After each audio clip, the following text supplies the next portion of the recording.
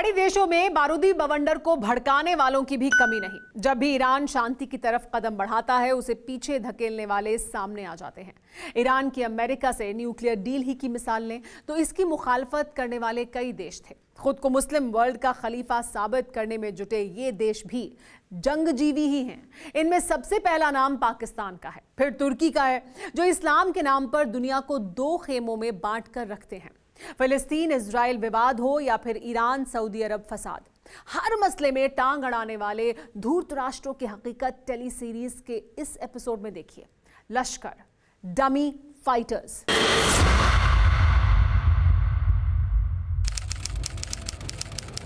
12 मई 2021 Ankara, तुर्की। Presidential complex में खलबली थी। प्रेसिडेंट रजब तैयब एर्दोआन भरनाए हुए थे। उन्होंने तुर्की के संचार निदेशक को फौरन मॉस्को में बात करने का ऑर्डर दिया। कुछ ही देर बाद प्रेसिडेंट पुतिन और एर्दोआन में टेलीफोन पर बात हुई। बातचीत के बीच एर्दोआन बड़बड़ाते रहे, पुतिन से इजरायल को सबक सिखाने के लिए साथ आने की अपील करते रहे। जब दोनों लीडरों की ये बात खत्म हुई तो गाजा में इजरायल के हमले तेज हो चुके थे।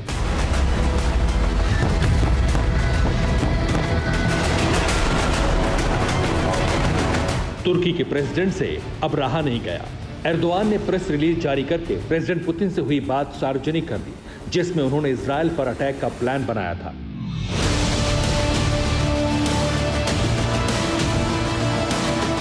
एर्दोआन का गुस्सा इतने भर से नहीं थमा।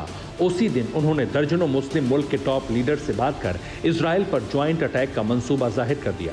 ताज्जुब की बात यह थी कि ज्यादातर लीडर एर्दोआन से इत्तेफाक नहीं रख रहे थे।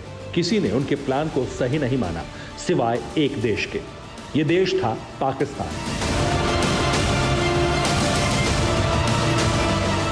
जिसने हाल में गाजा युद्ध के वक्त इजरायल को मिटा देने की कसम दोहराई। बाकायदा पाकिस्तानी संसद में इजरायल पर परमाणु बम फोड़ने की धमकी तक दी गई।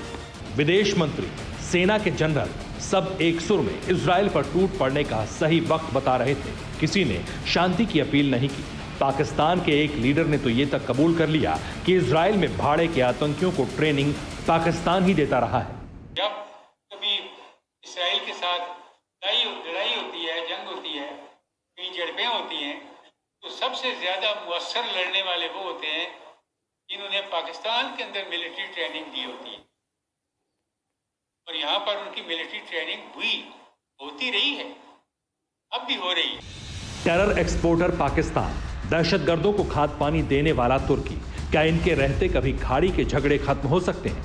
उम्मीद ना के बराबर है, वरना जैसी पहल बीते कुछ साल में हुई उससे काफी हद तक रिश्ते बदल रहे थे। प्रेसिडेंट ट्रंप की कोशिश से अरब देशों में इजरायल के दोस्त बनने लगे थे। संयुक्त अरब अमीरात और इजरायल के बीच रिश्ते का ऐलान 13 अगस्त 2020 को हो गया। मिस्र और जॉर्डन के बाद यूएई इजरायल के साथ रिश्ते सुधारने वाला चौथा अरब देश बना। 15 सितंबर 2020 को व्हाइट हाउस समझौते के साक्षी ट्रंप थे, लेकिन अमेरिकी खेमे में रहा तुर्की इससे बिदक गया। एर्दोआन सुपर पावर को आंख दिखाने लगे। आर्मीनिया अजरबैजान युद्ध को भड़काकर तुर्की ने ट्रंप को खुली चुनौती तक दे दी। ट्रंप की राष्ट्रपति पद से विदाई के बाद एर्दोआन को अमेरिका से भिड़ने का पहला मौका गाजा पट्टी में मिल गया।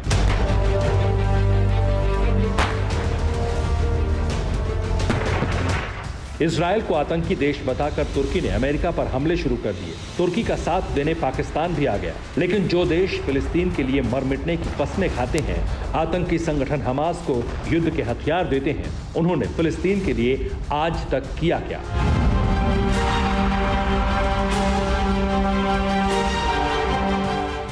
पाकिस्तान ही नहीं, जो भी देश फिलिस्तीन के लिए फिक्रमंद हैं, उनकी कथनी करनी में बहुत बड़ा फर्क है। पाकिस्तान, तुर्की और मलेशिया जैसे रोग नेशन दुनिया के हर उस मसले पर लफाजी करते हैं जिससे मुस्लिम जुड़े हों, लेकिन मुस्लिम उम्मा का लबादा ओढ़ने वालों का ढोंग ज्यादा दिन नहीं टिकता।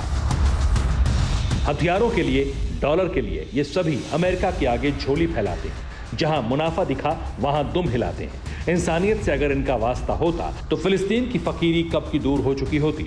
लाखों लोग भुखमरी के शिकार हैं, बुनियादी सुविधाओं से महरूम जिंदगी जीने को मजबूर हैं उस ऑयल फील्ड में जो अकूत दौलत का ठिकाना है। अड़ी, सोमवार से शुक्रवार शाम 6 बजे सिर्फ TV9 भारतवर्ष पर।